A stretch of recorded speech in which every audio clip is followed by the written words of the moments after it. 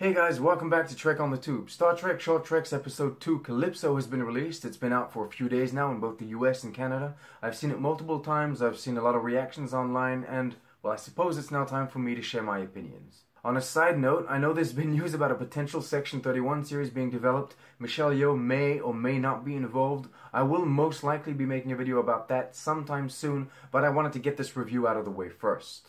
So Calypso, was it good or was it bad?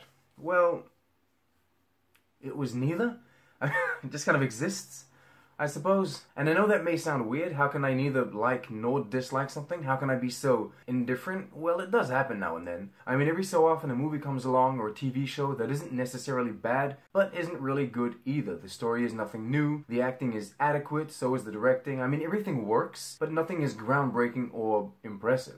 And that's pretty much how I would describe this episode. At 18 minutes long, you don't really have the time to be bored, but you never get fully pulled in either. It's a very traditional, done-before story about a human and an AI developing a sort of impossible or difficult to deal with emotional attachment. In the veins of Her, Ex Machina, I, Robot, Chappie, Westworld, Black Mirror, or even Blade Runner. Keeping it related to Star Trek, though, the whole thing kind of reminded me the time Geordi fell in love with a holographic representation of a woman recreated by the computer. Of course, in this instance, the twist is that it's not the human that gets hurt, it's the AI, which I suppose is an interesting concept. It's just that the Short Treks format doesn't exactly let one explore any specific topic in depth. So we're left with this very, very cringy scene of the holographic representation of the AI shedding a single tear.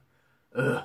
Truth be told, there are some elements that could be worthy of a discussion, like the AI developing on its own, very much like Vija in the motion picture, how and why the USS Discovery is where and when it is, what kind of mission the crew went on, if it is even the same crew we know, but none of these details are what the story focuses on, which means there's not even a hint of information to go on when speculating. It would be interesting to imagine that this is in some way linked to the eventual finale of Star Trek Discovery. The ship is lost in the final episode, and so this Short Treks kinda complements that story, but as I said, there's just not enough clues to confirm any of that. I'm pretty sure Discovery will end just like any other series, and how the ship got here will forever remain a mystery. There's not much to say concerning alien makeup, but as usual, the sets and props are good. The CG, not so much this time round. The ships were great, and I love the design of the escape pod, but everything hologram related felt a little too cartoonish for me. The directing was interesting though, even though, I mean, sometimes it felt like the choices didn't always pay off.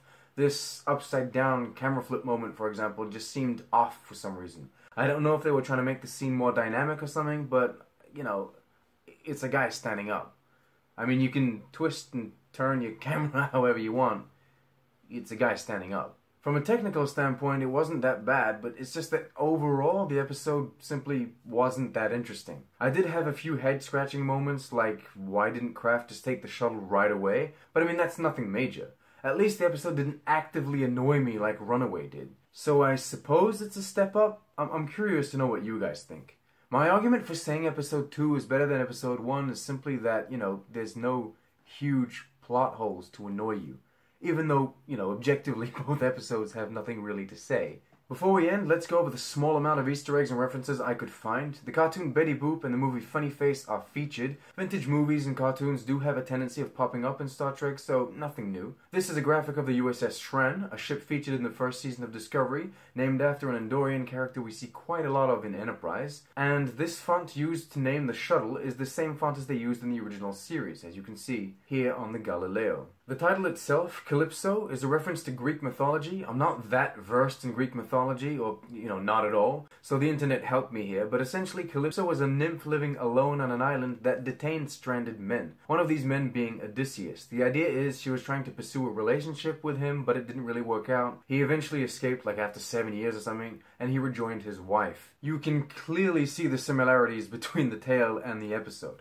I don't know if the objective was to actually write an homage to the tale, or if it just turned out that it resembled it so much they called it Calypso, but, you know, who knows. Before I leave, Michael Chabon. He's an American science fiction novelist, and he wrote this Short Treks episode. And that's very important information because he seems to be the one leading the writing team behind the Picard show.